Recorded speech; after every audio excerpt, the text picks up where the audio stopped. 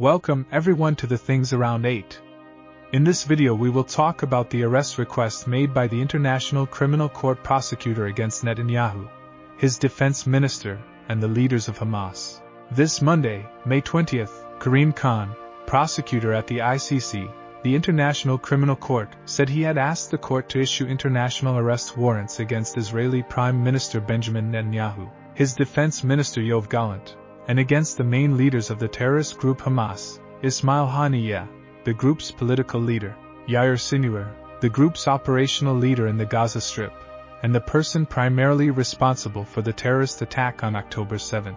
and Mohamed Al Masri, the commander-in-chief of Hamas military wing.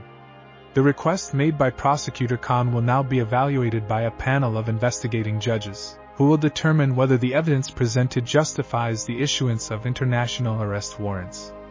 But according to legal experts, the panel will most likely follow Attorney Kahn's recommendation. In his statement today, the prosecutor said he has solid evidence that all those mentioned bear criminal responsibility for alleged war crimes and crimes against humanity committed in Israel and the Gaza Strip, and that is why, in his opinion, they should be arrested and tried by the ICC. According to Prosecutor Kahn, against Netanyahu and his minister Galant, there are accusations of responsibility for the starvation of civilians and of deliberately causing great suffering and intentional homicides as a war crime. But no mention was made of the crime of genocide or attempted extermination of Palestinians. And against the three main leaders of Hamas, there are accusations of crimes such as extermination, murder, hostage-taking, rape and other acts of sexual violence as methods of war, applied during the terrorist attack on October 7th against civilians in Israel. But what exactly is the International Criminal Court, and how these arrest warrants, if issued,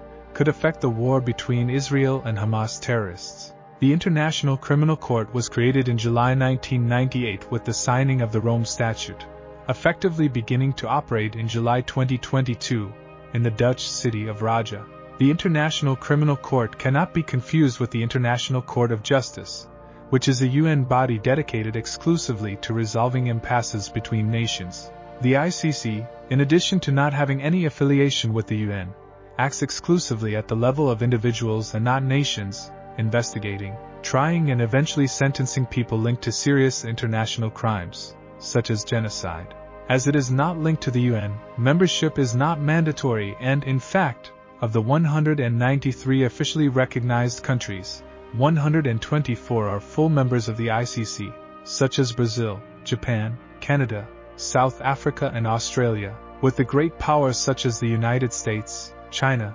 Russia and India made a point of staying out. Israel, owned by Prime Minister Netanyahu and Defense Minister Galant, and Qatar, the country that shelters some Hamas leaders, are not members of the ICC, which means that arrest orders issued by that court have no legal weight whatsoever. In these countries, this means that individuals with an arrest warrant issued by this court cannot travel to nations that recognize it, as happened with Vladimir Putin, who was forced to cancel his presence at the BRICS meeting in August 2023. As Putin has an arrest warrant issued by the ICC for alleged war crimes committed in Ukraine, and as South Africa, hosting the meeting, recognizes the legality of that court, Putin was unable to attend, sending his business minister in his place. Foreigners Sergei Lavrov. In the case of Netanyahu, Galant and the three main leaders of Hamas, if the ICC issues an arrest warrant, the same thing that happened to Putin will happen to them, with the doors of countries that recognize the ICC closing.